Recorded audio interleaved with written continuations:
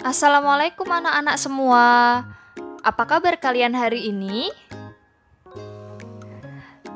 Semoga anak-anak semua dalam keadaan sehat, bahagia, dan selalu dalam lindungan Tuhan Yang Maha Esa ya. Amin.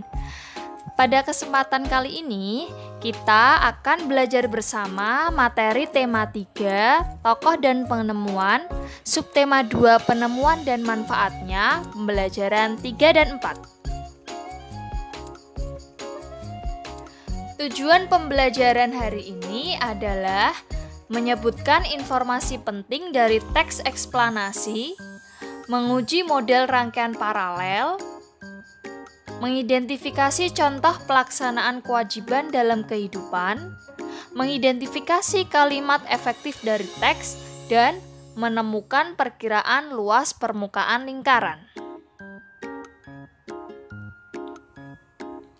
Pernahkah di antara kalian yang melewati jalan raya di perkotaan?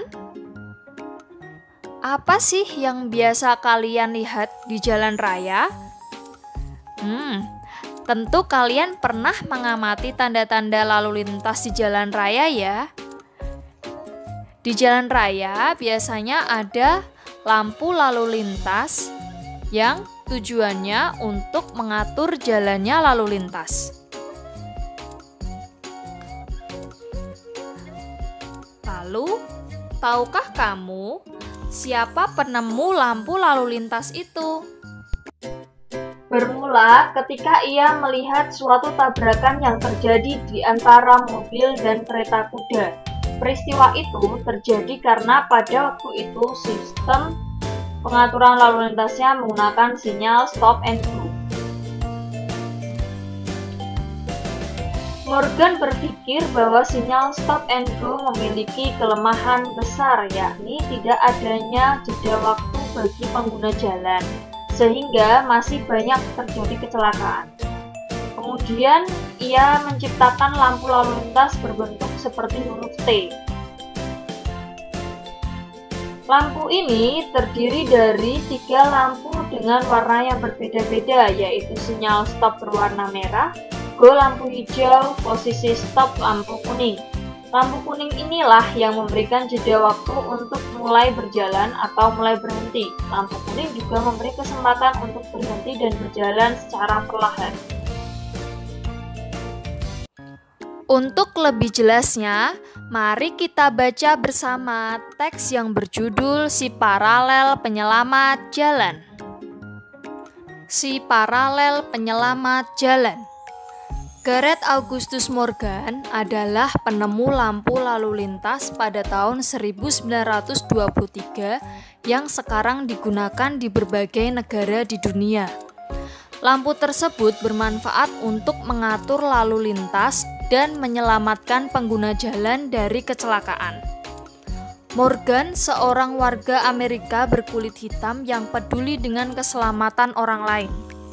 Ia terpanggil untuk menciptakan sistem lampu lalu lintas setelah menyaksikan seringnya terjadi kecelakaan antara mobil dengan kereta kuda.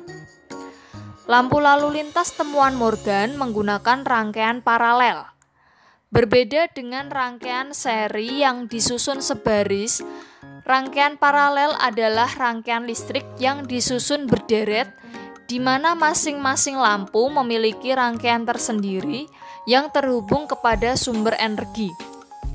Oleh karena itu, apabila ada satu atau lebih komponen yang rusak atau dicabut, maka komponen lainnya akan tetap berfungsi tanpa gangguan sama sekali. Prinsip kerja sebuah lampu lalu lintas adalah terdapatnya 3 buah lampu yang saling terhubung secara paralel. Sungguh mulia tujuan Morgan menciptakan lampu lalu lintas. Dapat dibayangkan jika tidak ada lampu lalu lintas di jalur jalan raya yang ramai.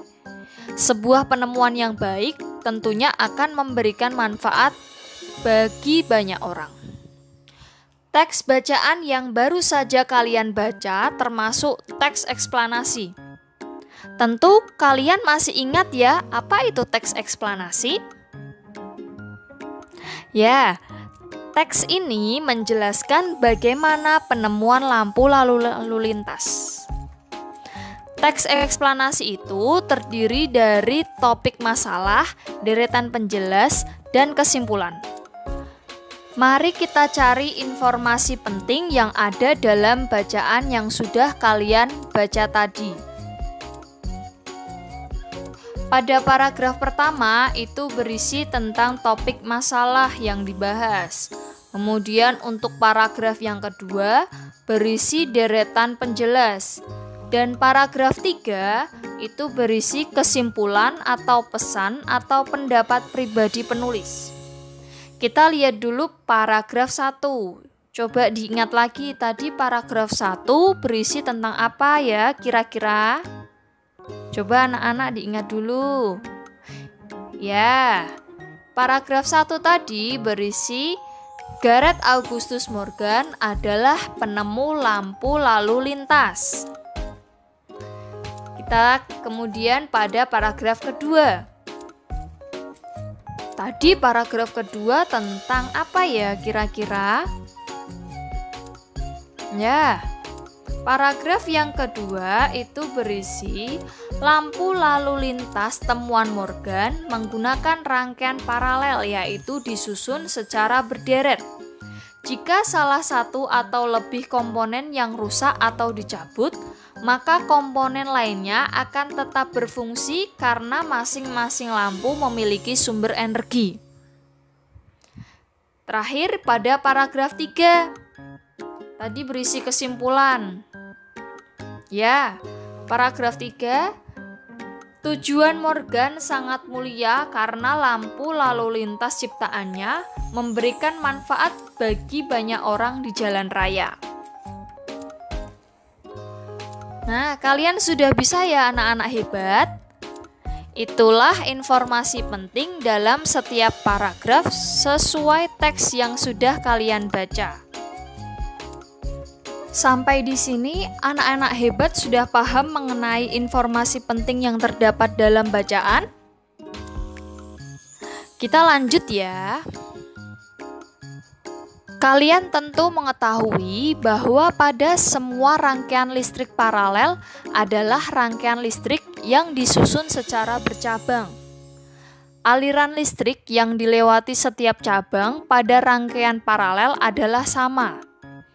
Jika salah satu lampu pada rangkaian tersebut padam, maka lampu yang lain akan tetap menyala. Contoh rangkaian listrik paralel dimanfaatkan pada lampu lalu lintas. Sekarang, mari kita coba membuat rangkaian listrik paralel pada lampu lalu lintas. Amati bahan-bahan yang diperlukan untuk membuat lampu lalu lintas sederhana dan bacalah dengan teliti petunjuk penggunaannya. Bahan yang disediakan ada kardus bekas sepatu, 3 buah bola lampu kecil, 3 buah baterai tegangan 1,5 volt, 3 buah saklar, 3 buah dudukan bola lampu, kabel ukuran sedang dengan panjang kurang lebih 2 meter, 1 buah kantong plastik atau kertas transparan warna merah, kuning, dan hijau. Untuk alatnya ada gunting kecil dan isolasi plastik. Kemudian langkah-langkah yang harus kalian kerjakan. Yang pertama, siapkan kardus, biarkan bagian belakang terbuka. Lalu, buat 3 lubang berbentuk lingkaran. Kemudian, buat sekat pembatas antara setiap lubang. Akan terdapat 2 sekat. Lalu, tutup lubang menggunakan kertas berwarna merah, kuning, dan hijau. Buat rangkaian listrik paralel menggunakan 3 bola lampu. Setiap lampu akan berada pada sekat di setiap satu lubang. Pastikan rangkaian telah bekerja dengan baik, lampu telah menyala. Dan pastikan juga rangkaian baterai dan saklar di dalam kardus atau menggunakan tatakan di bagian luar kardus. Sudah ya, sudah ada langkah percobaannya. Mari kita coba susun rangkaian listriknya. Bisa ya anak-anak ya? Nah, setelah kalian membuat percobaan ini, kalian dapat mengisi laporan kegiatan pada laporan kegiatan percobaan berikut ini. Anak-anak hebat harus semangat ya. Anak-anak hebat, tadi kalian sudah belajar tentang penemu jam. Salah satu manfaat dari penemuan jam adalah membantu kita untuk menjadi lebih disiplin terhadap waktu. Nah, anak-anak, sudahkah kalian disiplin terhadap waktu? Anak-anak, pernahkah kalian terlambat ke sekolah? Jika pernah, coba ceritakan pengalaman kalian saat terlambat datang ke sekolah. Di sini, Bu Guru mempunyai beberapa pertanyaan tentang terlambat ke sekolah. Kapan kalian terlambat datang ke sekolah? Mengapa kalian terlambat ke sekolah? Tentunya alasannya berbeda-beda ya anak-anak. Siapa yang kalian rugikan saat kalian terlambat? Apakah diri kalian sendiri, teman-teman kalian, atau bapak ibu guru kalian? Ketika kalian terlambat, adakah dampaknya bagi kalian? Tentunya ada ya anak-anak. Apakah ketika kalian terlambat, kalian belum melaksanakan kewajibanmu menjadi pelajar yang disiplin? Tentunya belum ya anak-anak, karena kalian sudah melanggar tata tertib. Apakah ketika kalian terlambat, kalian sudah mengambil hak temanmu untuk belajar dengan nyaman? Iya anak-anak. Apakah ketika kalian terlambat ke sekolah, kalian sudah mengambil hak gurumu untuk mengajar dengan nyaman? Iya anak-anak. Tentunya bapak ibu guru kalian akan terganggu. Apa yang menjadi rencana kalian agar tidak terlambat lagi? Mungkin bisa tidur lebih awal dan berangkat lebih awal agar tidak terlambat. Datang tepat waktu ke sekolah adalah salah satu kewajiban kalian sebagai pelajar. Ketika kalian tidak melaksanakan kewajiban itu, akan membuat orang di sekitar kalian menjadi tidak nyaman. Ayo anak-anak, laksanakan kewajiban kalian dengan penuh tanggung jawab ya. Anak-anak, sekarang amatilah gambar-gambar berikut. Apakah mereka sudah melaksanakan kewajibannya dengan tanggung jawab? Apa dampak dari yang mereka lakukan? Nah, kita amati bersama-sama. Gambar yang pertama ada gambar anak yang sedang membuang sampah sembarangan. Gambar kedua ada anak yang sedang bermalas-malasan saat belajar. Gambar yang ketiga ada anak yang sedang belajar kelompok bersama.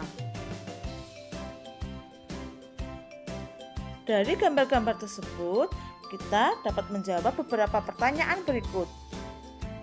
Apa kewajiban kita sebagai pelajar? Pada gambar yang pertama, seharusnya membuang sampah di tempat sampah. Pada gambar yang kedua, seharusnya sebagai pelajar kita harus belajar dengan sungguh-sungguh. Pada gambar yang ketiga, belajar kelompok dan tidak mencoret-coret meja. Apakah mereka sudah melaksanakan kewajiban sebagai pelajar? Pada gambar yang pertama anak-anak, tadi apakah sudah menjalankan kewajibannya sebagai pelajar? Iya, tepat sekali. Belum melaksanakan karena masih membuang sampah sembarangan. Pada gambar kedua, apakah sudah melaksanakan kewajibannya sebagai pelajar? Bagaimana anak-anak pendapat kalian? Iya, sama dengan gambar 1, belum melaksanakan kewajibannya sebagai pelajar karena masih bermalas-malasan saat belajar.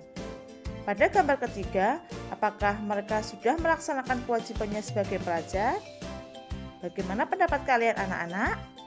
Iya, sudah melaksanakan kewajibannya sebagai pelajar karena mereka sudah belajar secara sungguh-sungguh. Apa dampak bagi diri sendiri? Pada gambar yang pertama, dampaknya apa ketika kalian membuang sampah sembarangan? Tentunya mengakibatkan banjir, dan jika banjir itu akan berdampak pada diri kita juga. Gambar yang kedua, dampaknya apa apabila kalian tidak belajar sungguh-sungguh? Tentunya nilai kalian menjadi rendah. Gambar yang ketiga, jika kalian belajar bersama-sama dengan sungguh-sungguh, dampaknya apa bagi kalian sendiri?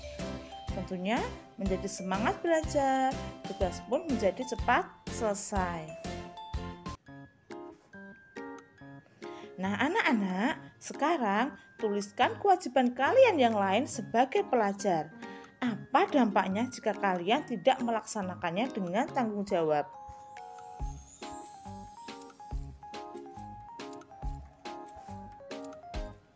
Nah, di sini ada beberapa kewajiban pelajar. Yang pertama, belajar dengan sungguh-sungguh. Dampaknya apa jika kalian tidak belajar dengan sungguh-sungguh? Iya, nanti nilai kalian menjadi rendah. Kewajiban yang kedua, mengerjakan tugas tepat waktu. Nah, anak-anak, apa dampaknya jika kalian tidak mengerjakan tugas tepat waktu? Iya, tugas kalian akan menumpuk dan kalian akan malas mengerjakannya. Kewajiban yang ketiga, disiplin dalam menaati peraturan. Apa dampaknya jika kalian tidak disiplin? Tentunya akan mendapatkan sanksi dari Bapak Ibu guru dan mengganggu kegiatan sekolah, menjadi kacau karena kalian tidak menaati peraturan. Kewajiban yang keempat, menghormati guru dan menyayangi teman. Nah, apa dampaknya jika kalian tidak menghormati guru, tidak menyayangi teman? Tentunya banyak teman yang tidak mau berteman dengan kalian. Anak-anak, melaksanakan kewajiban sebagai pelajar akan membantu kalian mengikuti kegiatan belajar dengan baik. Nah, pada pembelajaran pertama, kalian telah membaca teks tentang si kotak ajaib. Kalian telah menemukan beberapa kalimat tidak efektif pada teks tersebut.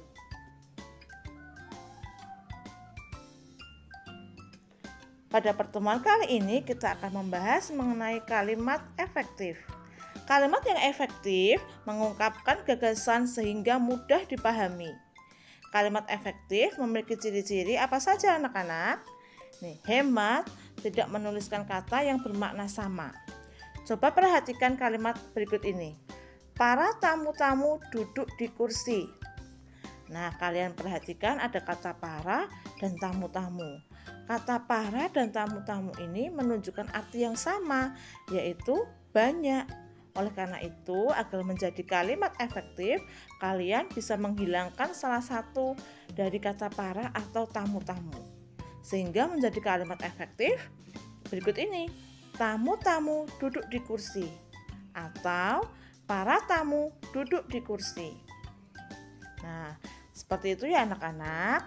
Jadi tidak perlu menggunakan kata-kata yang maknanya sama pada satu kalimat.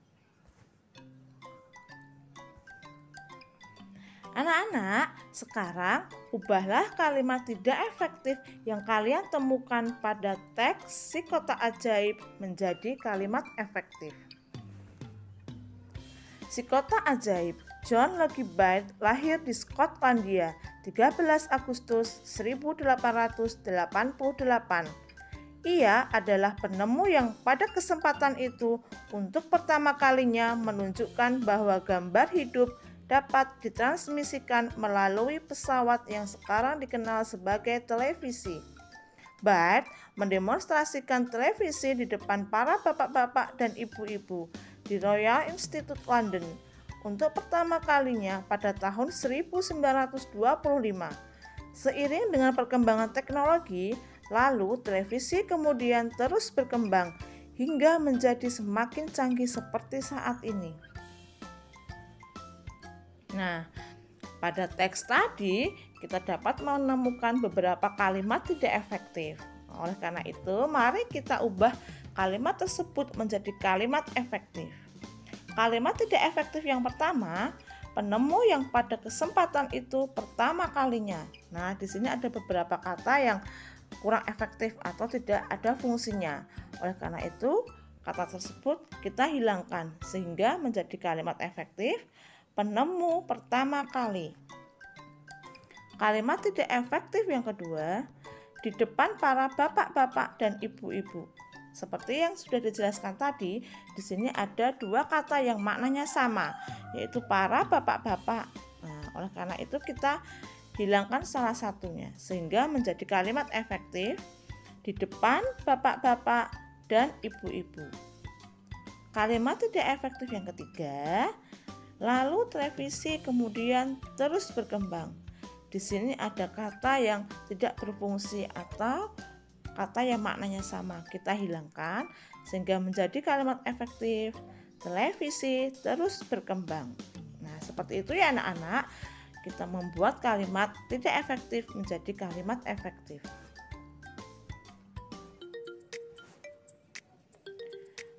Pada pertemuan sebelumnya, kalian sudah belajar tentang keliling lingkaran dan menemukan hubungannya dengan diameter dan pi. Pertemuan kali ini anak-anak, kita akan belajar tentang luas lingkaran. Daerah yang dibatasi oleh kurva lingkaran dapat disebut sebagai luas daerah lingkaran. Nah, langkah yang pertama, kalian buat lingkaran, kemudian lipat lingkaran menjadi 8 bagian yang sama besar. Nah, kita bisa melihat gambar di samping anak-anak. Di situ setelah dibuat 8 bagian sama besar, kemudian digunting dan disusun menyerupai persegi panjang. Lingkaran yang kedua, sekarang kita bagi menjadi 16 bagian yang sama besar. Kemudian digunting menyerupai segitiga dan disusun seperti persegi panjang. Kita bisa amati gambar tersebut anak-anak. Sisi panjang dari lingkaran tersebut adalah setengah keliling lingkaran. Sedangkan sisi lebar dari lingkaran adalah jari-jari atau R. Jika rumus keliling lingkaran 2pi kali R, maka rumus setengah keliling lingkaran adalah setengah kali 2pi kali R atau pi kali R. Luas daerah susunan juring yang serupa dengan persegi panjang tersebut memiliki rumus panjang kali lebar. Sehingga luas lingkaran rumusnya pi kali R kali R atau pi kali R kuadrat. Nah anak-anak, demikian pembelajaran kita hari ini. Semoga bermanfaat. Sampai bertemu lagi di pembelajaran berikutnya. Tetap semangat belajar dari rumah. Jangan lupa menaati protokol kesehatan dengan cara memakai masker, mencuci tangan, dan menjaga jarak.